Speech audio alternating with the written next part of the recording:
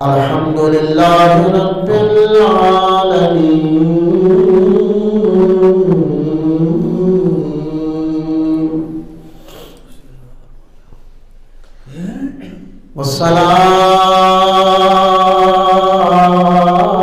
वस्सलातु वस्सलामु अला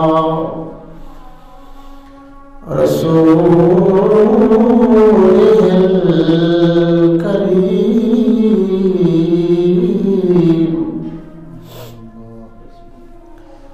व अला आलिहि व अस्हाबिहि व अहले बैतिहि व अज़वाजिहि व औलियाए मिल्लतिहि व उलमाए अहले सुन्नतिहि अजमईन। अम्मा बाद फ़अऊज़ु बिल्लाहि मिनश शैतानिर रजीम।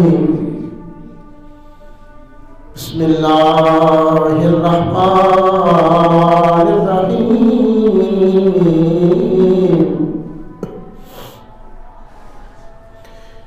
या अय्युहल्लज़ीना आमनुत्तक़ुल्लाह वकूनू मअस्सादिकीन।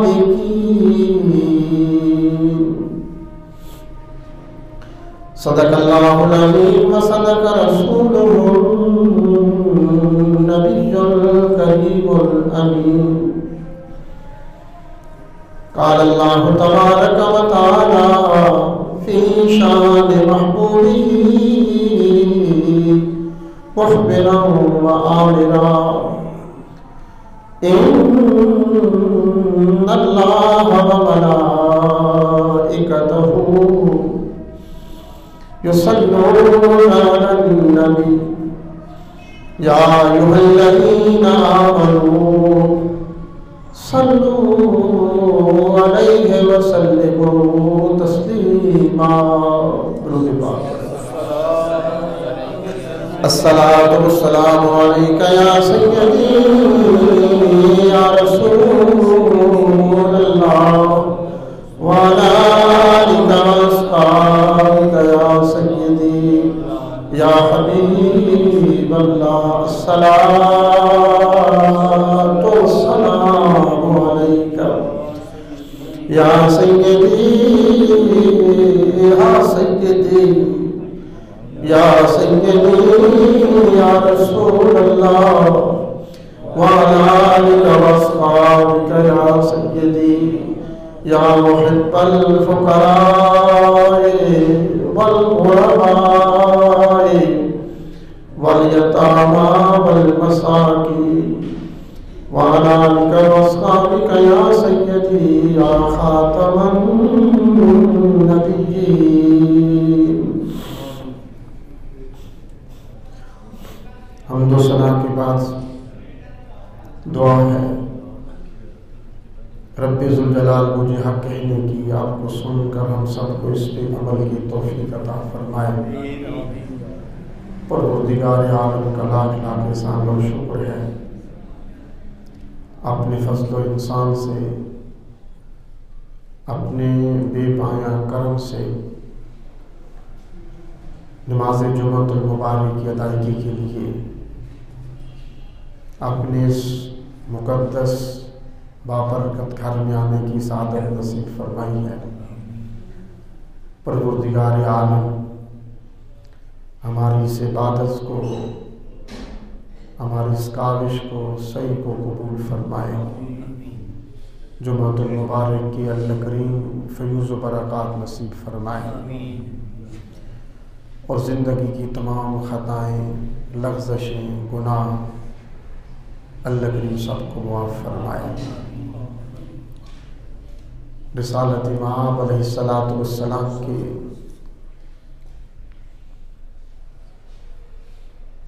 ज़िंदगी, सीरत तय्यबा, आपका हुस्न जमाल, आपके इरशादात आलिया, आपके फरमान, के मुताबिक ज़िंदगी बसर करना नसीब फरमाए। आज अल्हम्दुलिल्लाह माह जमाद सानी का बाबरकत माह मुक़द्दस गुज़र रहा है। हर महीने की किसी न किसी हवाले से, किसी न किसी तरीके से इस्लाम के साथ, अहले इस्लाम के साथ, सहाबा इकराम के साथ, मुक़द्दस शख्सियात के साथ निस्बत होती है। इस माह मुक़द्दस की निस्बत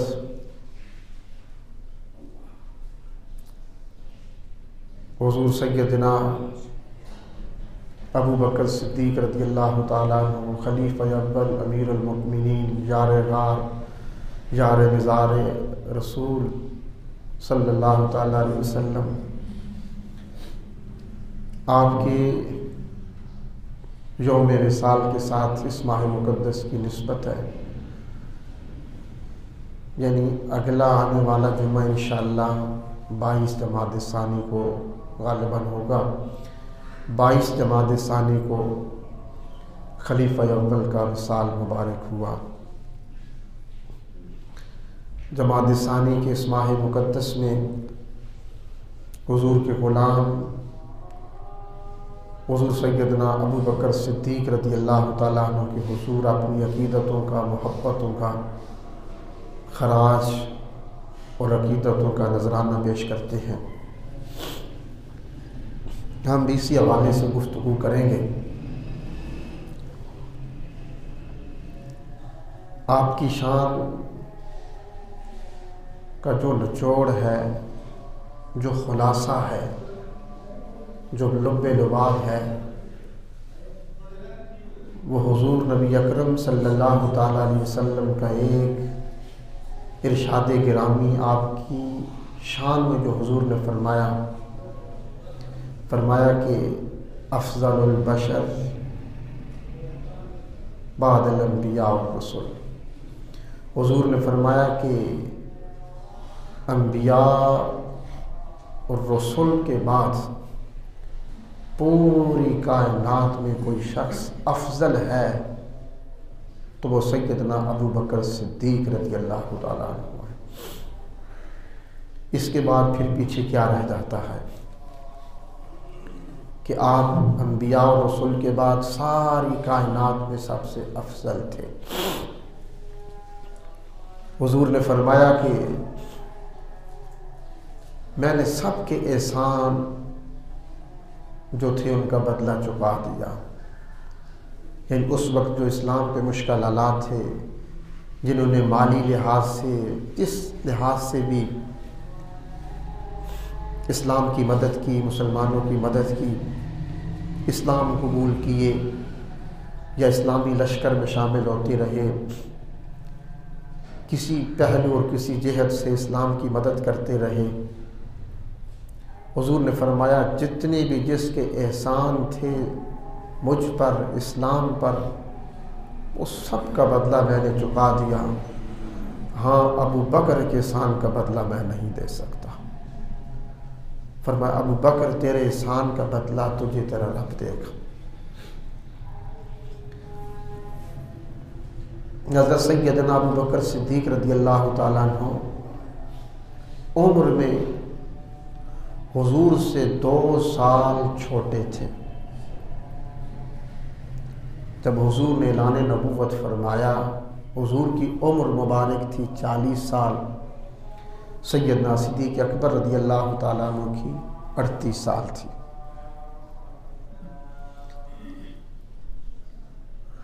और कुरान करीम एक ऐसी किताब है, या इस्लाम एक ऐसा मज़हब है, या मसलक हक़ अहले सुन्नत वल जमात एक ऐसा मसलक है कि पूरे कुरान करीम की इस पे तर्जुमानी है।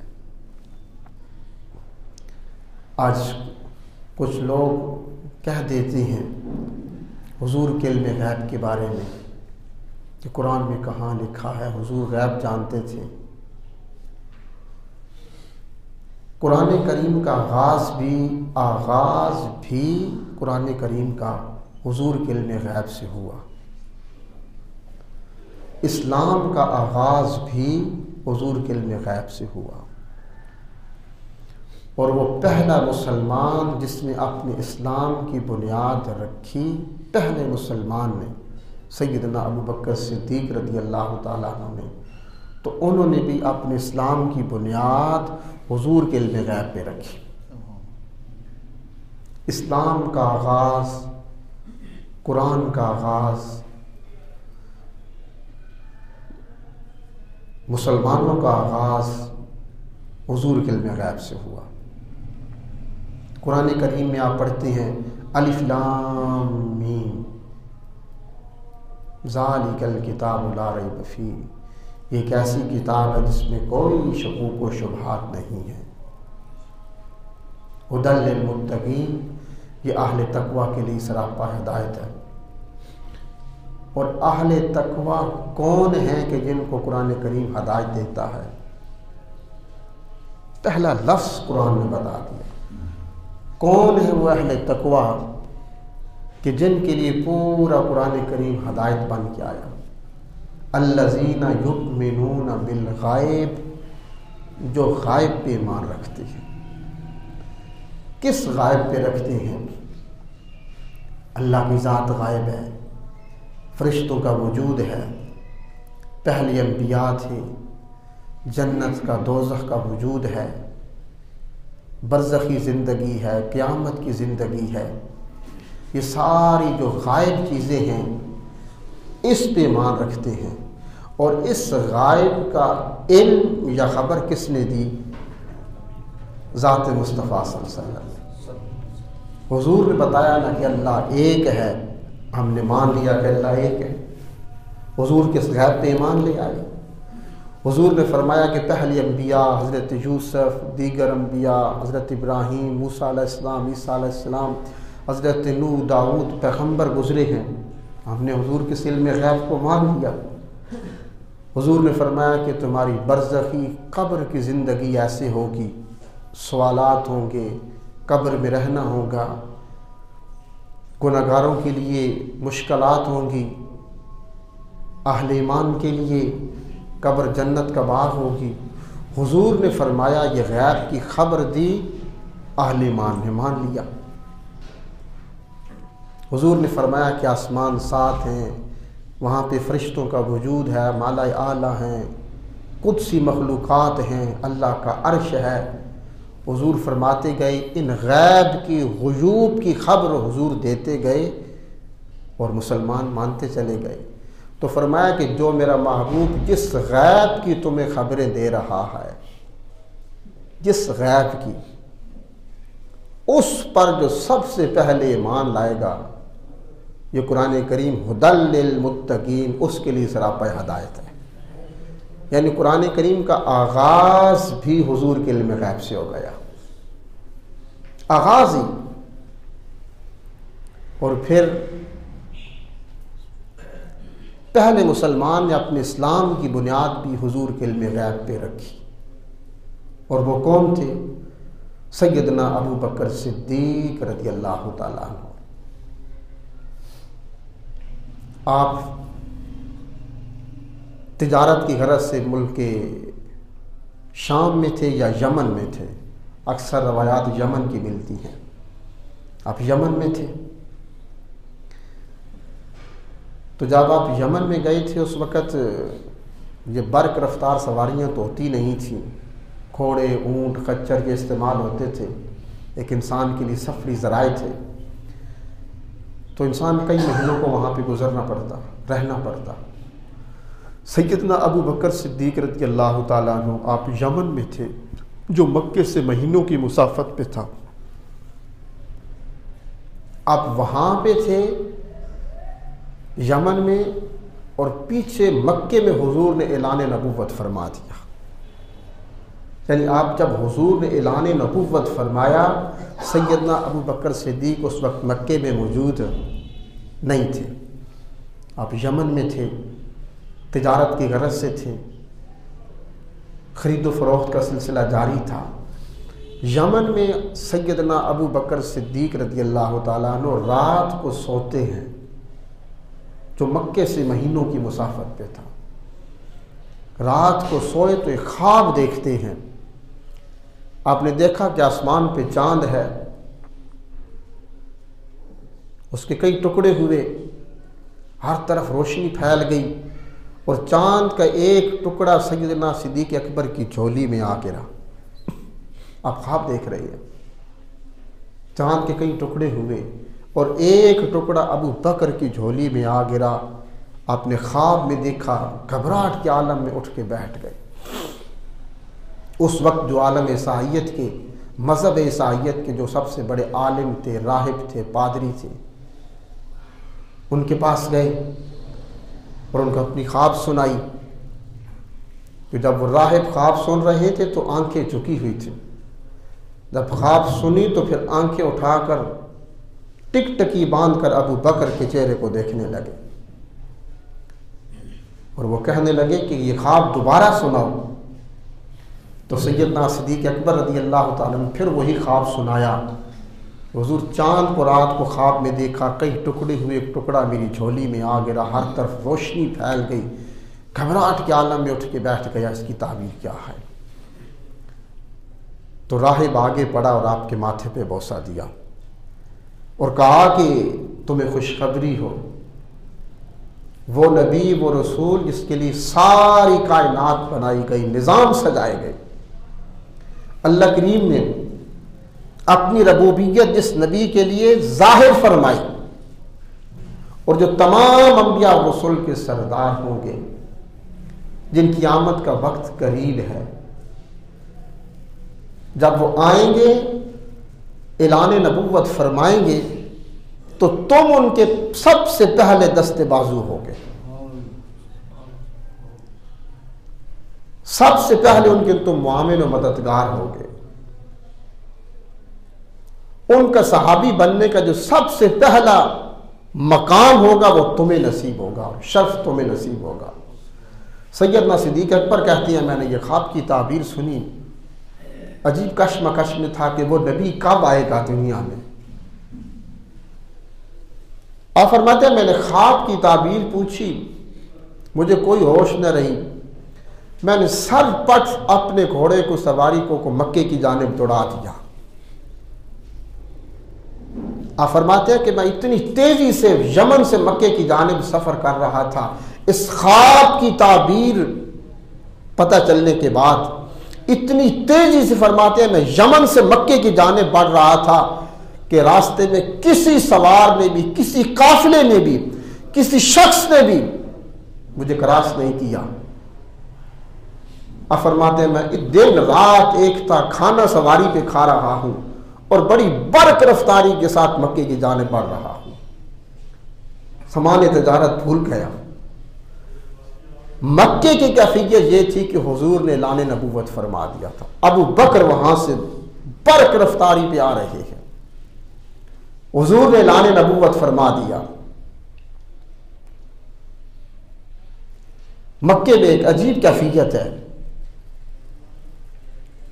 अबू जहल, अबू लहब, उतबा, शैबा, मुगीरा, जो बड़े बड़े काफिर थे, वलीद, जितने भी थे, उन सब ने यह कहा कि वालेकुम, अबू बकर तो मक्के से बाहर है ना, यमन क्या हुआ है? मोहम्मद बिन अब्दुल्ला कहते हैं, मैं अल्लाह का आखिरी रसूल हूं। अब पता चलेगा कि जब अबू बकर आएंगे वो क्या कहते हैं, जो अपनी जान, अपना सब कुछ मोहम्मद बिन अब्दुल्ला पे, हुजूर पे छिड़कते हैं। अब सारा मक्का हुजूर का मुखालिफ हो चुका है।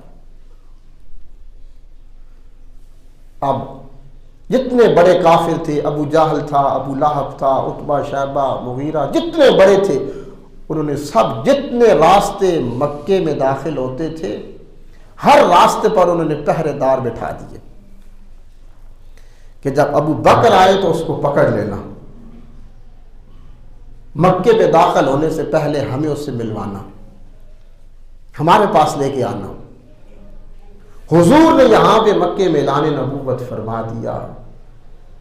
अहले कुफ्र ने मक्के के बाहर के रास्तों पर पहरेदार बिठा दिए, सैयदना सिद्दीक़ अकबर ने ख्वाब देखा जिसका अपने अलावा किसी को इल्म नहीं था, सिर्फ उस राहिब के जिससे ताबीर पूछी थी। बर्क रफ्तारी के साथ आप मक्के की जानिब बढ़ रहे हैं। मक्के में एक अजीब कैफियत है। सैयदना सिद्दीक़ अकबर जो ही मक्के के करीब पहुंचे, दाखिल होने लगे, आपको रोक लिया गया। बड़े बड़े काफिले इकट्ठे हो गए, अबू जहल था, अबू लहब था, सारे इकट्ठे हो गए। कहा कि अबू बकर, तुम जानते हो जब तुम यमन में थे मक्के में क्या हुआ? कहा मैं नहीं जानता, क्या हुआ? कहा एक बहुत बड़ा साना रूनुमा हुआ है। वो जो तुम्हारे दोस्त थे ना मोहम्मद बिन अब्दुल्ला सल्लल्लाहु अलैहि वसल्लम, उन्होंने एक अजीब बात कर दी है, मैं अल्लाह का रसूल हूं, नबुव्वत का दावा कर दिया है। तुम इसके बारे में क्या कहते हो? आपने फरमाया कि मेरा रास्ता छोड़ो, मैं खुद जाके मिलता हूं। रास्ता छोड़ दिया। सैयदना सिद्दीक़ अकबर घर की बजाय सीधे हुजूर के काशान अक़दस पे पहुंचते। हुजूर दार अरकम में थे, वहां पे पहुंचे, हुजूर के सामने जाके बैठे, मुलाकात हुई। हुजूर ने पहली बात ये कही, अबू बकर मैं अल्लाह का रसूल हूं, मेरा कलमा पढ़ लो। सैयदना सिद्दीक़ अकबर ने कहा, हुजूर मुझे इस पे कोई शक नहीं है, आपने जिंदगी भर कभी झूठ नहीं बोला, जो कहते हैं वो सच कहते हैं, लेकिन सिर्फ इत्मीनान कल्ब के लिए क्या इसकी कोई दलील है? मैं मानता हूं जो आप कहते हैं वो सच है, आप अल्लाह के रसूल कहते हैं तो ठीक है, मैं कलमा पढ़ता हूं, लेकिन क्या इसकी कोई दलील है? आहिस्ता से पूछा, सिर्फ इत्मीनान कल्ब के लिए। तो हुजूर ने फरमाया हाँ है।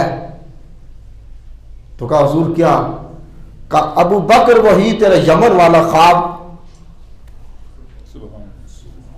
वो जो ख्वाब देखा था यमन में जिसको तेरे अलावा कोई नहीं जानता, अल्लाह का रसूल जानता है, तूने क्या देखा था? कहा मैं कसम उठाकर कहता हूं मेरे अलावा कोई नहीं जानता। जिस राहिब से इस ख्वाब की ताबीर पूछी थी वो भी यमन में बैठा है। मैं इतनी बर्क रफ्तारी से मक्के की जानिब आया हूं, हुजूर किसी सवारी ने, किसी काफिले ने, किसी शख्स ने मुझे क्रॉस नहीं किया। आप उस ख्वाब को जानते हैं? फरमाया मैं अल्लाह का रसूल जानता हूं। अबू बकर कदमों पे गिर गए। कहा मैं अल्लाह की कसम उठाकर कहता हूं तुम अल्लाह के सच्चे रसूल और नबी हो। सैयदना सिद्दीक़ अकबर ने हुजूर का कलमा पढ़ लिया। ये वो आलम इस्लाम का, मजहब इस्लाम का, दीन इस्लाम का पहला मुसलमान था जिसने अपने इस्लाम की बुनियाद रखी तो हुजूर के इल्म गैब पे रखी। जैसे हमने अभी पढ़ा कि कुरान का आगाज हुजूर के इल्म गैब से हुआ। पहले मुसलमान ने अपने इस्लाम की बुनियाद रखी तो हुजूर के इल्म गैब पे रखी। इस्लाम का, दीन का, मजहब इस्लाम का, कुरान का आगाज तो होता ही हुजूर के इल्म गैब से हो रहा है। आपका नाम था, आप 6 वास्तों से जाकर हुजूर के साथ आपका शजर नसब मिलता था। 2 साल उम्र में आप हुजूर से छोटे थे। और अक्सर सहाबे कराम ऐसे थे, जब उनसे पूछा जाता ना आपकी उम्र कितनी है, तो कबूल इस्लाम के बाद की उम्र को शुमार करते थे। कोई कहता मेरी 10 साल है, कोई कहता भी 5 साल है। जो पहले गुजरे तो वो तो जाहिलियत में गुजर गए, गुनाहों में गुजर गए। उम्र तो जिंदगी तो वो है जो रब को पहचाना है, हुजूर की गुलामी के अंदर आया, उम्र तो वो है। और किसी ने हज़रत अब्बास से पूछा रज़ी अल्लाह ताला अन्हु, जो हुजूर के चचा थे, और चचा उम्र में बड़े होते हैं, हज़रत अब्बास उम्र में हुजूर से बड़े थे। देखिए ना सहाबा कराम हुजूर की अदब का ये आलम था कि लफ्ज़ों को भी बड़ी मोहतात होकर, बड़ी एहतियात से बरगाह मुस्तफ़ा में इस्तेमाल करते थे।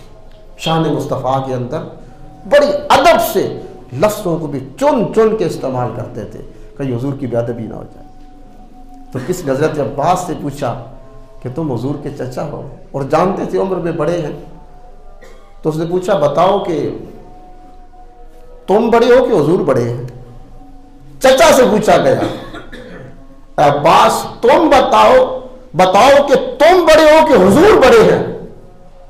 तो हजरत अब्बास ने फरमाया कि उम्र मेरी ज्यादा है, बड़े हुजूर हैं। यानी उम्र मेरी ज्यादा है, बड़े हुजूर हैं। सहाबा इकराम इतनी एहतियात से बारगाह मुस्तफ़ा में गुफ्तगू किया करते थे। बेअदबी करना, कुछ और सोचना तो ये दूर की बात थी। अबू बकर का महीना है, आपका असल नाम आपके वालिद ने रखा था अब्दुल काबा, काबे का बंदा।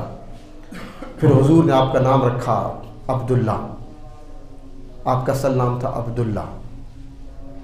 अबू बकर आपकी कुनियत थी, लक़ब था। अबू बकर का मतलब है कि जो सबसे अव्वल हो, जो सुबह के वक्त सबसे पहले किसी घर में जाए, साबित कदम रहने वाला, और अच्छे काम में सबसे आगे बढ़ने वाले को कहते हैं अबू बकर। यह आपकी कुनियत थी। और सिद्दीक जो लक़ब था, ये अल्लाह के दरबार से आपको अता हुआ था। बुखारी के अंदर है कि हज़रत सैयदना अली अल-मुर्तज़ा रज़ियल्लाहु ताला अन्हु आप एक दिन रोने लगे और कसम उठाकर कहा, मैं अल्लाह की कसम उठाकर कहता हूं, अबू बकर को जो सिद्दीक लक़ब मिला है, यह बारगाह खुदा से मिला है। इसमें इंशाअल्लाह आगे गुफ्तगू जारी रहेगी। सुन्नत अदा फरमा।